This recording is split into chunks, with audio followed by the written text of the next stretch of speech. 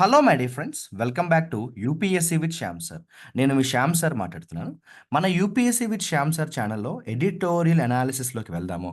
రీసెంట్గా చాలా important article ఒకటి హిందూ న్యూస్ పేపర్లో వచ్చింది. ఇది కరెక్ట్గా చెప్పాలంటే August 6 హిందూ న్యూస్ పేపర్లో ఎడిటోరియల్ కాలంలో వచ్చింది. ఇది ఇజ్రాయెల్కి సంబంధించి, హమాస్కి సంబంధించి, అమెరికాకు సంబంధించి ఇలా చాలా ఇంపార్టెంట్ ఆర్టికల్గా చెప్పొచ్చు.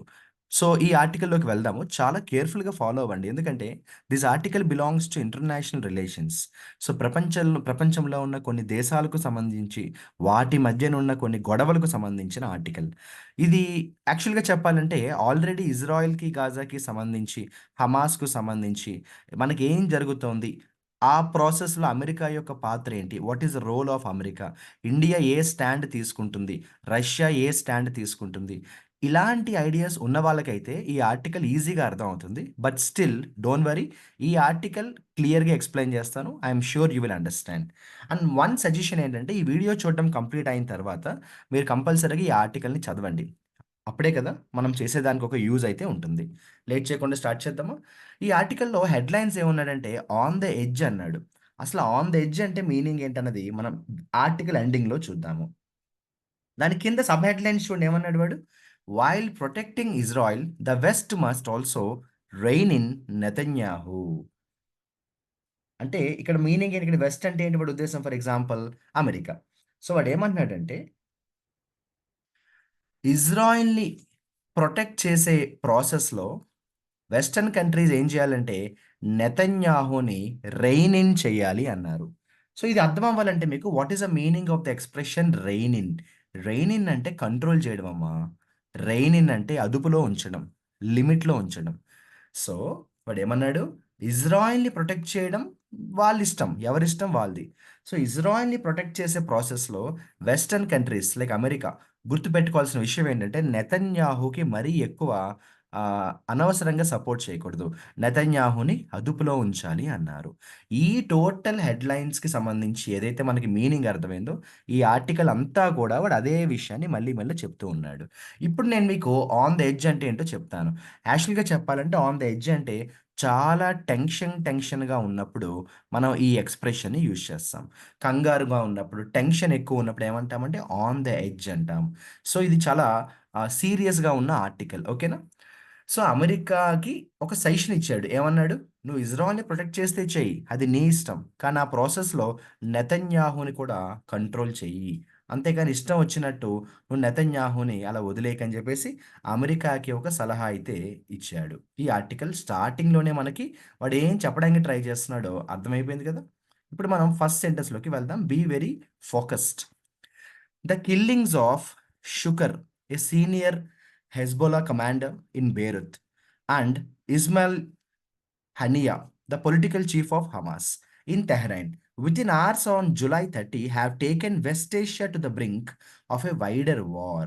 ఏం లేదురా, ఈ సెంటెన్స్ ఏం చెప్తుందో తెలుసా? రీసెంట్గా ఏమైంది తెలుసా? జూలై 30 ఒకే రోజు ఇద్దరు చనిపోయారు. ఒకడేమో షుకర్, వాడి పేరేంటి? ఫుయద్ షుకర్. ఇంకోడేమో హనియే. సో, 'షుకర్' అనే వ్యక్తిని చంపేశారు. 'హనియే' అనే వ్యక్తిని చంపేశారు. ఈ 'షుకర్' ఎవరు? Senior Hezbollah commander. ఎక్కడ చనిపోయాడు అతను? బేరత్‌లో చనిపోయాడు. ఇక ఇస్మాయిల్ హనియా ఉన్నాడు కదా! అతనెవరు? హమాస్‌కి సంబంధించిన పొలిటికల్ చీఫ్. అతన్ని టెహరాన్‌లో చంపేశారు. వీళ్ళిద్దరిని కూడా జూలై 30న చంపేశారు. ఎప్పుడైతే వాళ్ళిద్దరూ చనిపోయారో వాడేమంటున్నాడంటే, taken West Asia to the brink of a wider war. వీళ్ళిద్దరిని చంపడం ఏదైతే ఉందో, దానివల్ల ఏమవుతుందంటే ఇప్పుడు యుద్ధం పెరిగే అవకాశం ఉంటుంది. అంటే ఇంకా గొడవలు పెరిగే అవకాశం ఉంటాయి. ఇందులో వెస్ట్ ఏషియా యొక్క పాత్ర ఎక్కువ ఉండబోతోంది అన్నాడు. సో, సింపుల్‌గా చెప్పాలంటే ఇద్దరు వ్యక్తులు చనిపోయారు. షుకర్ అండ్ హనియా. వీళ్ళిద్దరి అసాసినేషన్ జరిగిన తర్వాత వాడేమంటున్నాడంటే, గొడవలు పెరుగుతాయి. ఖచ్చితంగా పెరుగుతాయి కదమ్మా! ఇప్పుడు మీకు డౌట్ రావాలి. శ్యామ్ సార్ ఇది క్లియర్‌గా ఉంది. ఇంతకీ షుకర్‌ని, అలాగే హనియాని ఎవరు చంపారు అన్న డౌట్ మీకొస్తుంది కదా! దానికి ఆన్సరే second sentence. Israel has claimed the strike on Beirut that killed Shukr, but has neither confirmed or denied its role in the assassination of Hania, a standard approach about its operation inside Iran. So Israel ఏం చెప్పిందంటే, మేమే బీరూత్ మీద దాడి చేసాం. ఆ ప్రాసెస్‌లో షుకర్ చనిపోయాడని ఒప్పుకుంది. కానీ ఈ ఎవరైతే హనియా ఉన్నాడో, హనియాని మేము చంపాము అని చెప్పలేదు. మాకు తెలీదు అని కూడా చెప్పలేదు. అంటే హనియాని చంపినట్టుగా కానీ, చంపనట్టుగా కానీ ఇజ్రాయెల్ ఏం మాట్లాడలేదు. కానీ షుకర్ విషయంలో మాత్రం ఓపెన్‌గా చెప్పింది ఎవరు? ఇజ్రాయిల్. యాక్చువల్‌గా ఏంటంటే అప్పటినుంచో ఇజ్రాయిల్ మనకి ఇరాన్‌లో ఒక స్టాండర్డ్ ఆపరేషన్స్ చేస్తూ ఉంటుంది కదా! అందులో భాగంగా హనియా చచ్చిపోయాడేమో అని జెప్పేసి కొంతమందికి డౌట్ అయితే ఉంది. కానీ ఇజ్రాయెల్ అయితే కన్ఫర్మ్ చేయలేదు. సో, ఫస్ట్ సెంటెన్స్‌లో ఇద్దరు చనిపోయారు అన్నాడు. సెకండ్ సెంటెన్స్‌లో ఆ ఇద్దరిని ఎవరు చంపారన్నది మెన్షన్ చేశాడు. ఇక థర్డ్ సెంటెన్స్‌కొద్దాం ఏమంటున్నాడు వాడు థర్డ్ సెంటెన్స్‌లో? Israel's northern border with Lebanon has remained tense ever since the Gaza war broke out last year with Hezbollah and the Israel Defense Forces exchanging fire. ఈ గొడవ ఇప్పుడు కొత్తగా స్టార్ట్ అయిందా? చెప్పండి. ఆల్మోస్ట్ 1½ ఇయర్ దాటింది ఫ్రాంక్‌గా చెప్పాలంటే. లాస్ట్ ఇయర్ ఎప్పుడైతే గాజా వార్ బ్రోకౌట్ అయిందో అప్పటినుంచి ఈ గొడవలు స్టార్ట్ అవుతున్నాయి. యాక్చువల్‌గా చెప్పాలంటే ఇజ్రాయెల్‌కి సంబంధించిన నార్తర్న్ బార్డర్‌లో లెబనాన్ ఉంది కదా! అక్కడ సిట్యుయేషన్ మరీ దారుణంగా తయారైంది. లాస్ట్ ఇయర్ ఎప్పుడైతే గాజా వార్ మొదలైందో అసల ఆ లెబనాన్ అనే ప్లేస్ ఒక మండే అగ్నిగుండంలాగా తయారైపోయిందనమాట. With Hezbollah and Israel Defense forces.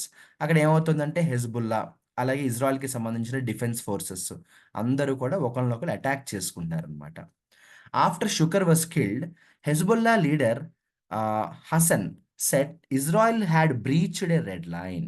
ఎప్పుడైతే షుకర్ చచ్చిపోయాడో, షుకర్‌ని ఎవరు చంపారో గుర్తుంది కదా! Israel.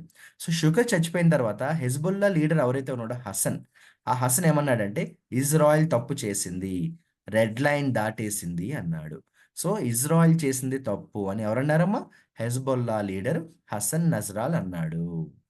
And the group has launched dozens of rockets over the past week heightening the tensions. దానికి తోడు ఏంటంటే ఒకళ్ళ మీద ఒకళ్ళు మరీ దారుణంగా ఈ లాస్ట్ 1 వీక్‌లోనే చాలా ఎక్కువ రాకెట్స్, అలాగే ఈ వార్‌కి సంబంధించినవి ఉంటాయి గదా! అవన్నీ ఒకళ్ళ మీద ఒకళ్ళు చాలా ఎక్కువ అటాక్ చేసుకున్నారు. పరస్పర దాడి అంటాం గదా! సో, సింపుల్‌గా చెప్పాలంటే హెజ్బుల్లా లీడర్ ఎవరైతే హసన్ ఉన్నాడో ఇజ్రాయెల్‌ని తప్పు పట్టాడు. రెడ్ లైన్ దాటారు మీరు. అంటే మీరు మీ లిమిట్ దాటారు అని చెప్పాడు. హెజ్బుల్లా లీడర్ పేరేంటమ్మా? హసన్. ఓకేనా? నెక్స్ట్ సెంటెన్స్ చూడండి. A bigger risk is the expected Iranian retaliation against Israel. So, ఇంత జరిగిన తర్వాత మరొక యాంగిల్‌లో చూస్తే ఒక ప్రాబ్లమ్ అయితే ష్యూర్‌గా ఫ్యూచర్‌లో రాబోతోంది. ఏంటది? ఇరాన్ రివెంజ్ తీర్చుకోవడానికి రెడీగా ఉంటుంది. రిటాలియేషన్ అంటే మననెవరైనా ఇబ్బంది పెట్టారనుకో, మనం వాళ్ళ మీద మళ్ళీ కౌంటర్ అటాక్ చేస్తాం కదా! దాన్ని రిటాలియేషన్ అంటాం.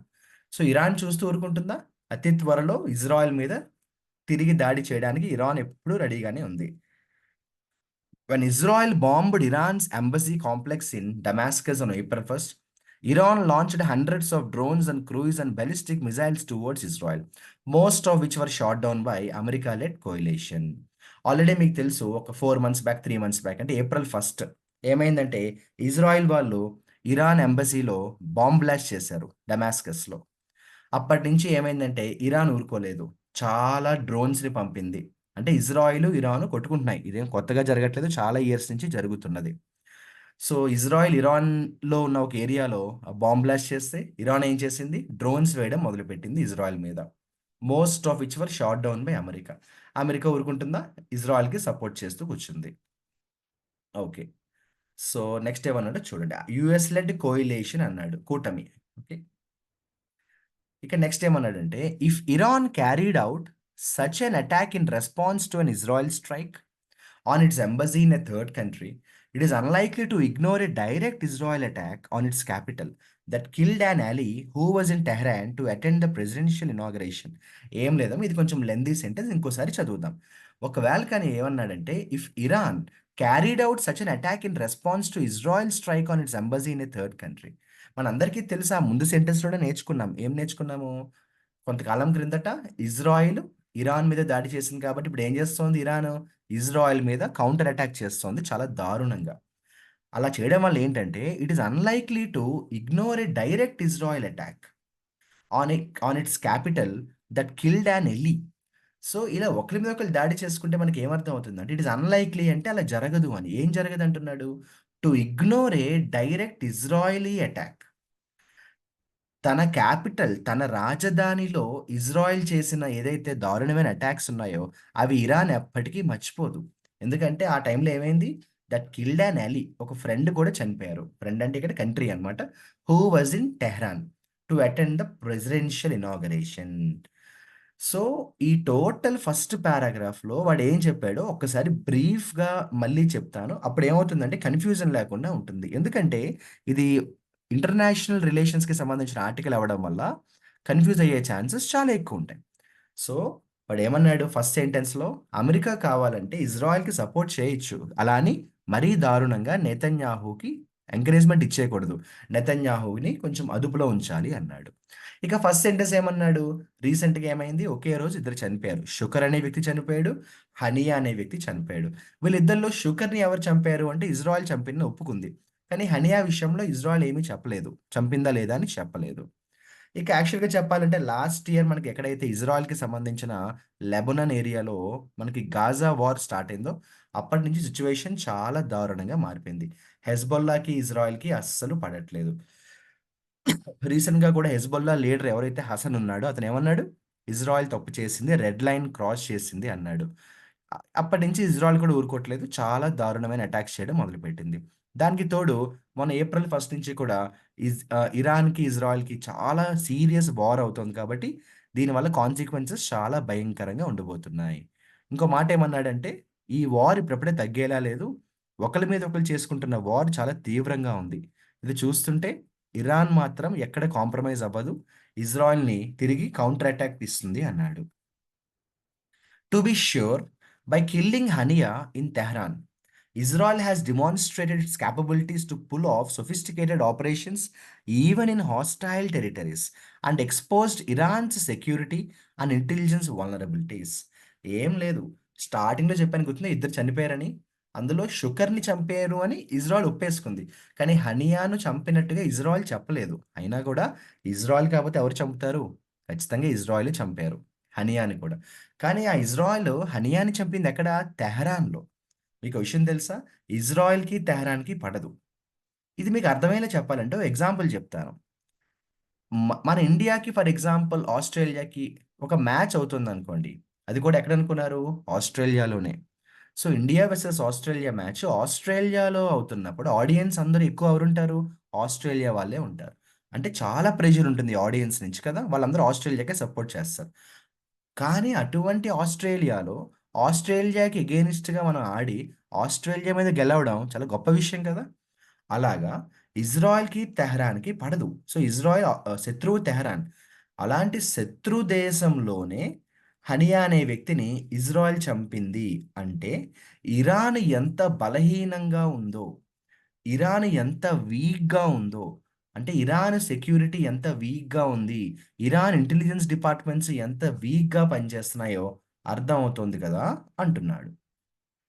Israel has also sent a strong message to Hamas, which carried out the 2023 October 7 attack.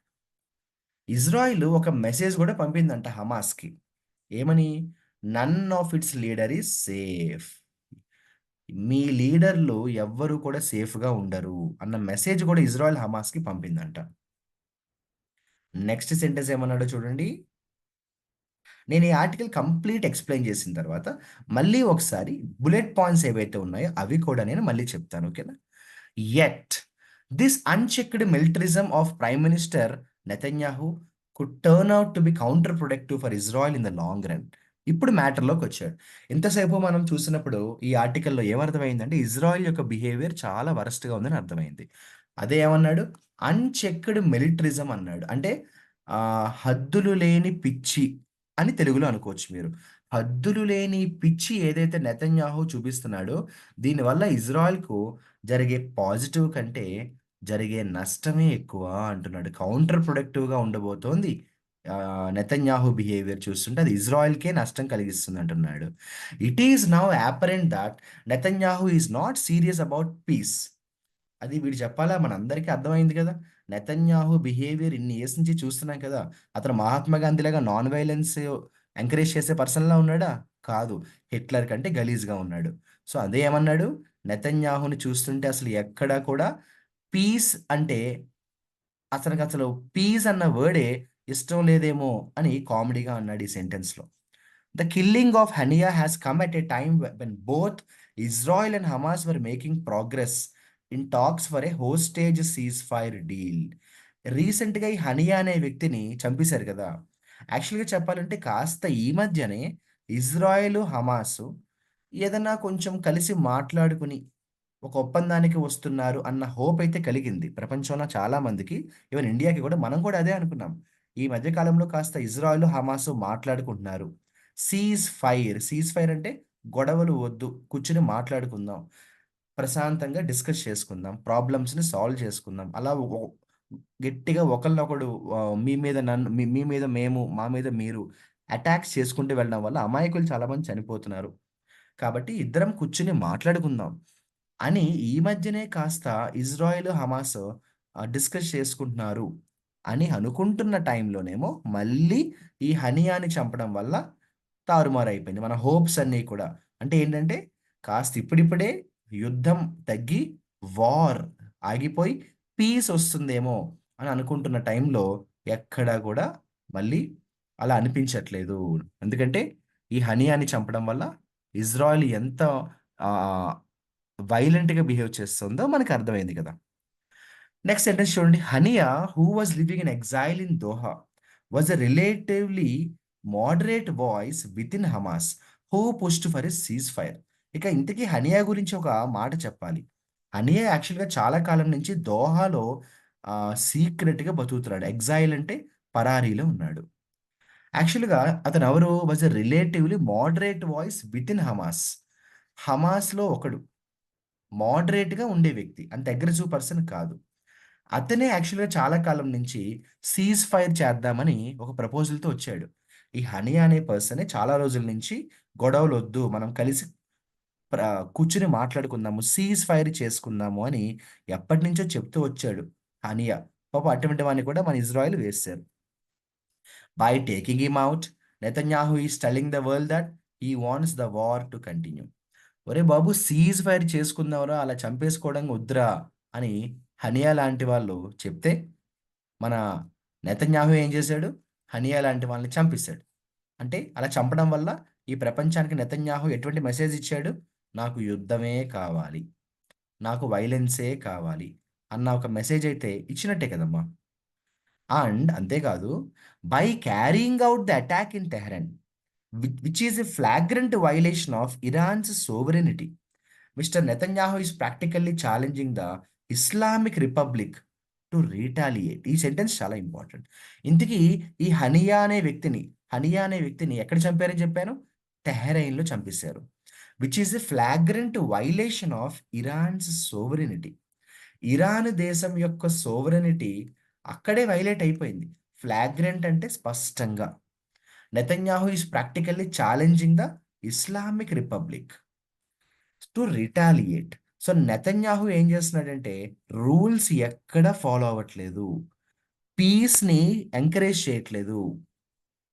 కనీసం ఏవైతే కొన్ని ప్రామిసెస్ ఉంటాయో వాటిని కూడా నెతన్యాహు ఫాలో అవ్వట్లేదు అంటున్నాడు.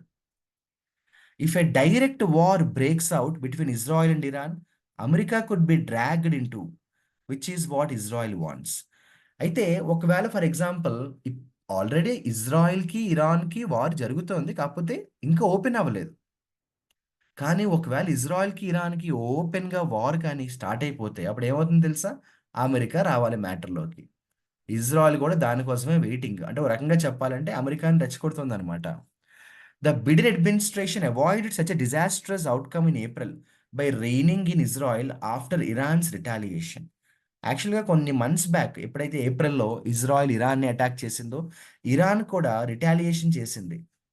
అప్పుడు ఇజ్రాయెల్ చాలా అగ్రెసివ్ అయిపోయి, మళ్ళీ ఇరాన్ మీద అటాక్ చేస్తుందనుకుంటున్న టైంలో, మన అమెరికా బిడెన్ గాడు ఏం చేశాడంటే, ఇజ్రాయెల్‌తో మాట్లాడి, "ఒరేయ్ బాబు! మీరు ఆగండ్రా బాబు! అలా అగ్రెసివ్‌గా బిహేవ్ చేయకండ్రా. నువ్వు మరీ అగ్రెసివ్ అయిపోతే మాకు హెడేక్ అయిపోతావురా నువ్వు" అని చెప్పేసి అప్పట్లోనే ఇజ్రాయెల్‌ని కాస్త కూల్ చేసాడు. ఎవడు? మన జో బిడెన్. అంటే నెతన్యాహుని ఆల్రెడీ జో బిడెన్ కూల్ చేయడానికి ట్రై చేసాడు. జో బిడెన్ కూల్ అయిపోయాడు అనుకున్నారు అందరూ గూడా. కానీ మనవాడు ఎక్కడ తగ్గేది లేదంటున్నాడు మనవాడు. ఎవరు? Netanyahu. But that did not stop Israel from launching another provocative attack against Iran, taking to the region back to the brink again. ఇప్పుడు నేను చెప్పిందే ఈ సెంటెన్స్. చాలా మంది ఏమనుకున్నారంటే ఇజ్రాయెల్ ఇంకా కామ్ అయిపోయింది. ఇజ్రాయెల్ ఇంకా వైలెన్స్ చేయట్లేదు అని అనుకున్నారు. కానీ అలా అనుకున్న కొన్ని రోజులకి ఏం చేశారు? ఇరాన్ మీద మళ్ళీ అటాక్ చేయడం వల్ల ప్రొవోకేట్ చేస్తున్నట్టుగా అనిపిస్తుంది. అంటే ఇజ్రాయెల్ కావాలని ఇరాన్‌ని రెచ్చగొడుతోంది. ఇండైరెక్ట్‌గా అమెరికాని కూడా డిస్టర్బ్ చేస్తుంది. As West Asia braces for Iran's retaliation, the US and its allies should work together to make sure that the impact of its response on Israel would be minimal. నేను చెప్పింది చూసారా ఇందాక? ఒకవేళ Israel, Iran మరీ ఎక్కువ ఇంకా ఫ్యూచర్‌లో గొడవలు పెట్టేసుకుంటూ, కొట్టేసుకుంటుంటే ఎక్కువ డిస్టర్బెన్స్ ఫేస్ చేయాల్సింది ఎవరు అంటే వెస్ట్ ఏషియా, అమెరికా. కాబట్టి అమెరికా కూడా ఈ విషయంలో ఏంటంటే బ్రేస్ అయిపోయింది. బ్రేస్ అయిపోవడం అంటే రెడీ అయిపోయిందనమాట. ప్రిపేర్ అయిపోయిందనమాట. వామ్మో! పరిస్థితి చూస్తుంటే కంట్రోల్‌లో లేదు. ఏ రోజైనా ఒకవేళ ఇరాన్‌కి, ఇజ్రాయెల్‌కి వార్ ఓపెన్ అయిపోవచ్చు. అప్పుడు అమెరికా మీద ఇంపాక్ట్ కూడా చాలా ఎక్కువుంటుందని ముందే ఏం చేస్తుంది అమెరికా? సేఫ్ గేమ్ ఆడడానికి ట్రై చేస్తుంది. అంటే ఇంపాక్ట్ వస్తే ఒకవేళ తక్కువ ఇంపాక్ట్ రాడానికి అమెరికా ట్రై చేస్తుంది. And then put in place new rules of the game for Israel so that it doesn't threaten regional security again as it did on July 30 or April 1st. అందుకు America ఏం చేస్తుంది? Western countries ఏం చేస్తున్నాయి? Israel మీద కొన్ని కొత్త rules పెట్టడానికి try చేస్తున్నాయి. అంటే సపోర్ట్ చేస్తూనే మరీ ఎక్కువ సపోర్ట్ ఇవ్వకుండా కొన్ని రూల్స్ పెట్టడానికి ట్రై చేస్తున్నాయి. లేకపోతే ఏమవుతుంది? So thought it doesn't threaten regional security again. అంతకుముందు ఏప్రిల్‌లో జరిగినట్టుగా మళ్ళీ ఒకవేళ కానీ ఇజ్రాయెల్‌కి, ఇరాన్‌కి గట్టి వార్ అయిపోతే దానివల్ల డిస్టర్బెన్స్ చాలా ఎక్కువ. కాబట్టి వెస్టర్న్ కంట్రీస్ ఏం చేస్తున్నాయేమో ఇజ్రాయెల్‌ని కంట్రోల్ చేయడానికి ట్రై చేస్తున్నాయి. అలా అని ఇజ్రాయెల్ ఎవరి మాట వినట్ల. అసలు ఇజ్రాయెల్ చాలా యారోగెంట్‌గా బిహేవ్ చేస్తోంది.